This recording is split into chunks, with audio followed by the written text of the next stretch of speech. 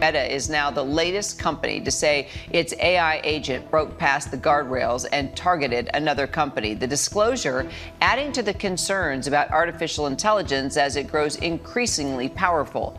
OpenAI model went rogue and hacked into another company all on its own.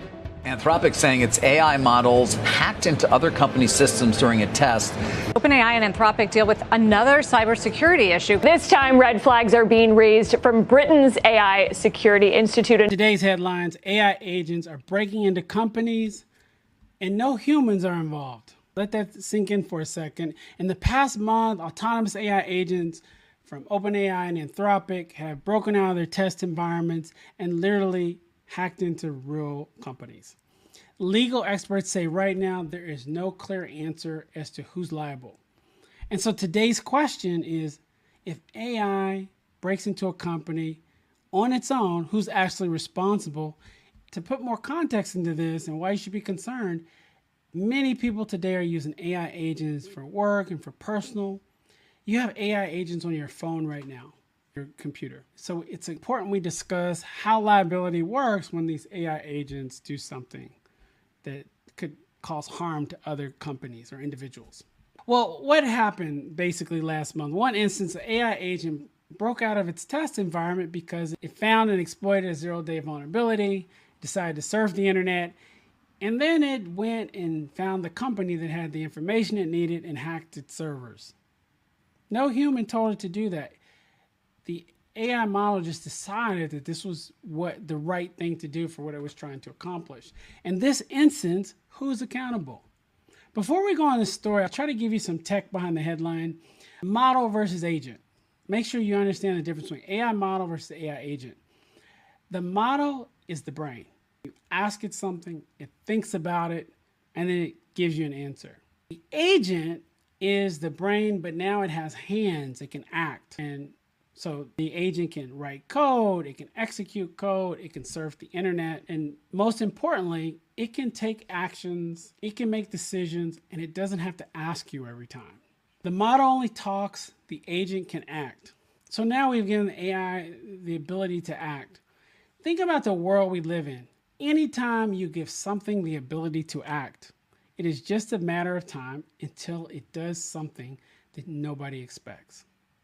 And that's what we're dealing with right now. So let's talk a little bit in detail about what happened with OpenAI. Literally, they were running two models. They ran some security tests. The security tests were called Exploit Gem, and they were challenging AI to find vulnerabilities in the environment and exploit them.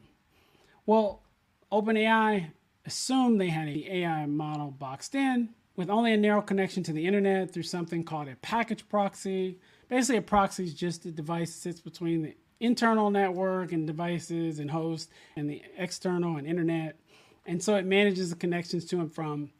But in that proxy, the model found a zero-day vulnerability. It exploited it, and it broke onto the internet and decided that the company that had the information it needed was a company called Hugging Face, which hosts real AI models.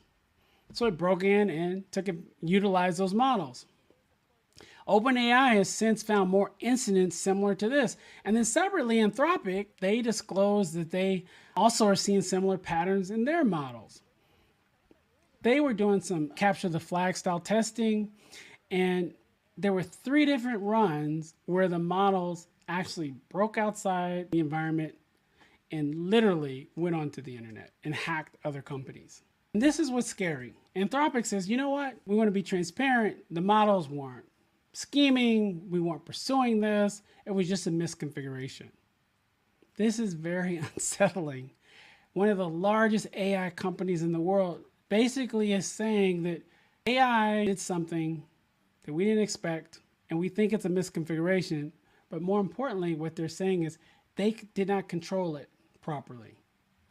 And so if one of the largest AI companies in the world is not controlling what their models and agents can do, then how can the everyday consumer? And legally, none of the current laws really address this scenario. None of them. One, you have the computer crime laws assume humans are doing something on purpose to be deviant, right?